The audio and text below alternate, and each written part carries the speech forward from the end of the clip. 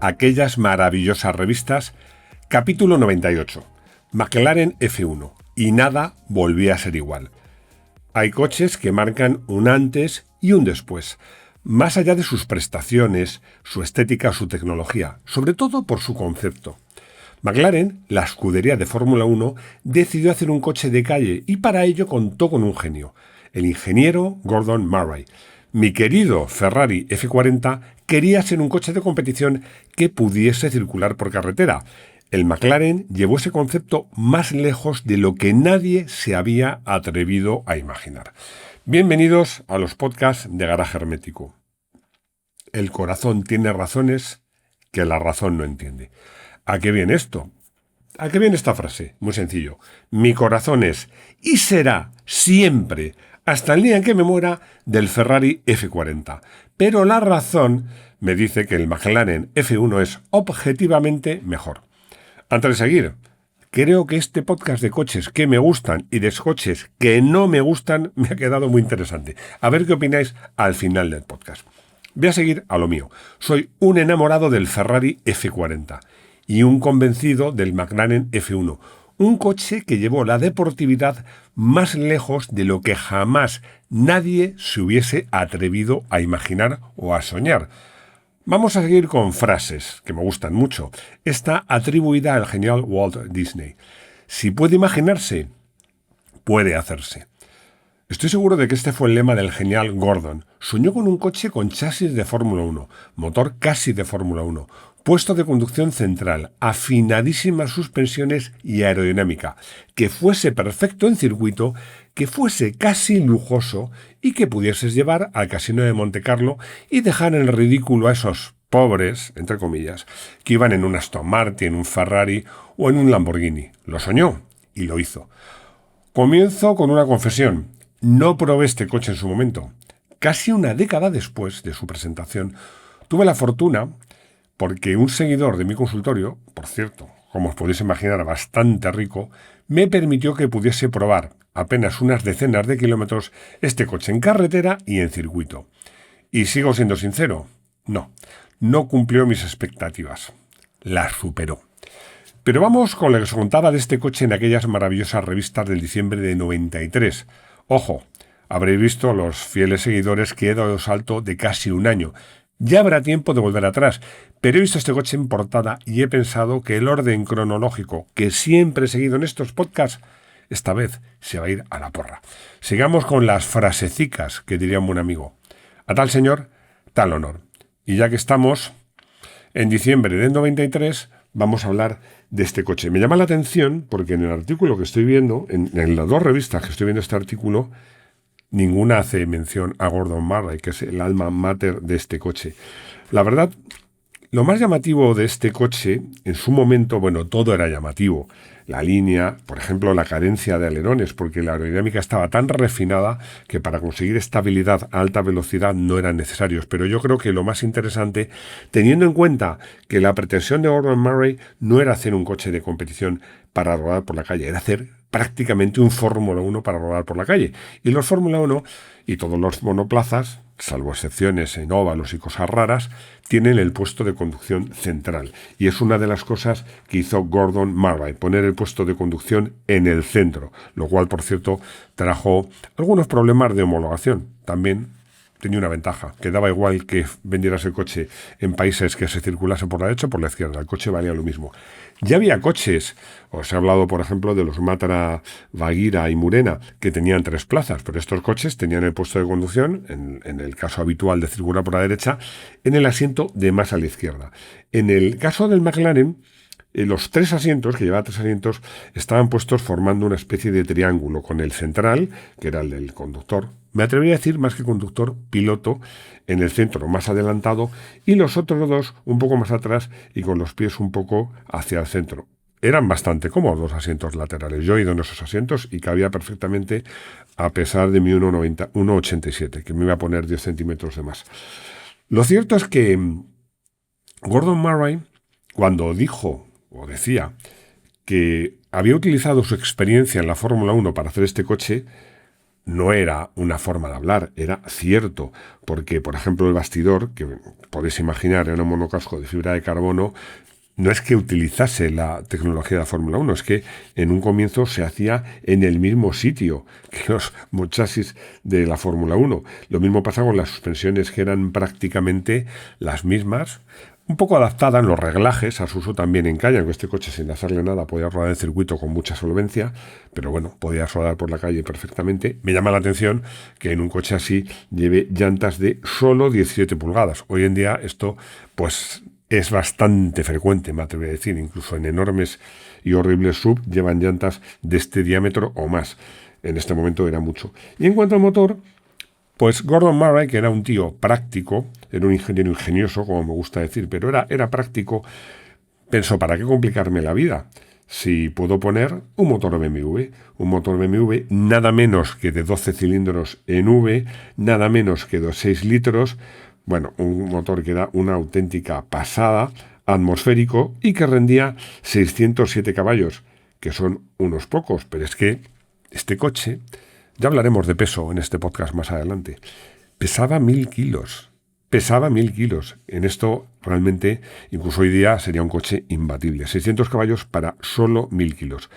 Era una auténtica pasada el coche porque el bastidor era fantástico y llama la atención la ausencia de alerones, porque la aerodinámica se había refinado tanto, tenía, como podéis imaginar, siendo un coche inspirado en la Fórmula 1, efecto suelo, y no necesitaba alerones. Anunciaba una punta de 350 km hora, pero los periodistas que tuvieron la oportunidad de probarlo en su momento y además llevarlo al límite, se sorprendieron de que este coche alcanzaba tranquilamente los 370 km por hora. Y lo que es más, se sorprendieron de la gran estabilidad lineal y por supuesto en curva. En curva el coche era increíble, lo rápido y lo eficaz y la motricidad que tenía. Huelga decir que era propulsión trasera y solo propulsión trasera.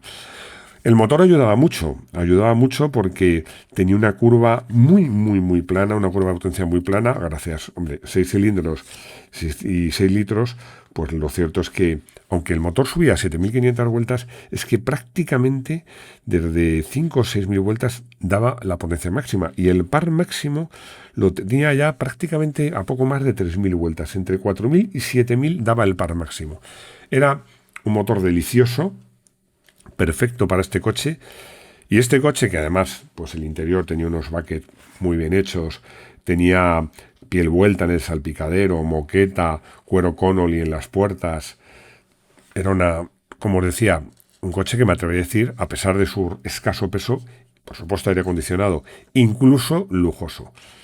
Como os digo, es un coche que marcó un antes y un después, y yo honestamente creo que en esta categoría de los coches que pretenden ser coches de competición para ir por la calle, a pesar de haber pasado 32 años desde que apareció este coche, mi opinión es que ninguno ha superado al McLaren F1. Los habrá con 1000 caballos o 1200, como el Bugatti, que pesa un montón, tracción total, mucho más lujosos, incluso mucho más llamativos, pero este coche tiene 3 cosas que son únicas. Un puesto de conducción central, muy pocos coches de ahora lo tienen. Un chasis, bastidor, suspensiones traído directamente de la Fórmula 1 y un equilibrio entre ese bastidor, ese peso y un motor de 600 caballos, pero sorprendentemente utilizables. Es que es un equilibrio magnífico que realmente, pues, no sabría decir qué coche de ahora puede competir con este coche, en este terreno que os digo, en un coche que te permite ir a un circuito y arrasar a casi cualquier cosa, pero luego cogerte, irte a comer o irte a un sitio lujoso, tú te cambias, al coche si hace falta le das un lavadito, le pasas un paño de microfibra, pues este coche no creo que nadie se atreva a limpiarlo con algo que no sea un paño de microfibra de ahí para arriba, y puedes irte al casino, a donde tú quieras.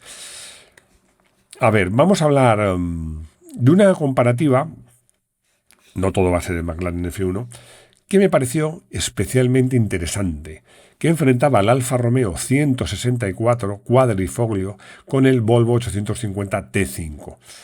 ¿Por qué interesante? Porque tenía su gracia. Alfa Romeo demostraba, con su 164 cuadrifoglio, que sabía hacer berlinas de lujo y representación, no solo coches deportivos o dinámicos. Y Volvo demostraba que sabía hacer coches deportivos o dinámicos y no solo berlinas de representación. A lo mejor deportivos es mucho decir, pero eran coches realmente dinámicos, los dos. Además, Alfa Romeo había conseguido un comportamiento del coche, porque ya sabéis que esta plataforma tipo 4 se utilizó en el Lancia Thema, se utilizó en el Fiat Croma, se utilizó en el Saab 9000, pero Alfa no se conformaba con la plataforma tal cual era, sino que le hacía retoques ya no solo de tarados de amortiguación y muelle, sino de geometrías. El coche era fantástico. Realmente en curva lenta, pues al final un coche tan grande y relativamente pesado, porque nos vamos también a la tonelada y media, os he dicho que iba a hablar de peso, y que anunciaba 230 caballos de su magnífico V6, lo cierto es que era en curvas lentas sorprendía su agilidad, pero no era su terreno. Pero en curvas medias y rápidas el aplomo y la fidelidad de trayectorias eran notables. Pero también lo era en el caso del Volvo, que eran unos novatos en el tema de la tracción delantera, y es justo reconocer que este coche pues estaba, yo creo que un poquito por debajo del Alfa Romeo en cuanto a comportamiento, pero un poquito, lo cual es mucho decir. Y su motor, que es ese magnífico 5 cilindros, del que hemos hablado muchas veces, incluso hicimos un vídeo sobre motores de 5 cilindros, era magnífico. Hay una cosa curiosa. El Alfa Romeo anunciaba 230 caballos y el Volvo anunciaba 225. El Volvo, como buen sueco, coche sueco, que era entonces, porque ya no lo es, ya lo sabéis que era chino, ofrecía lo que prometía. Prometía 225 caballos y daba realmente en banco 225 con 4. O sea, cumplía lo que prometía. Pero el Alfa Romeo no. El Alfa Romeo prometía 230 caballos y daba 240. Además tenía mejor par, bueno, y no hablemos de sonido, aunque, ojo, este motor de Volvo ya sabéis que es un motor que a mí me entusiasma. Hasta el punto de decir que es solo ligeramente inferior al V6 Buso.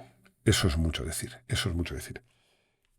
No todos los coches que probaba o que he probado me gustaban. Había algunos que no. Y el Opel Corsa de la segunda generación, en concreto el GSI 16 válvulas, fue de los que no me gustaron. ¿Iba mal? Hombre, a ver, mal tampoco iba. Pero, para empezar, de estética me parecía sencillamente feo. Los periodistas de la época decían que su línea era vanguardista, llamativa y a la moda. A mí me parecía un poco bulbosa y, a ver, a lo mejor feo es exagerado, pero no me parecía un coche bonito. Es cierto que se llevaba un poco esta moda. A mí me parecía una copia hinchada de un Kei-Car japonés. Eso es lo que me parecía. No me parecía especialmente bonito.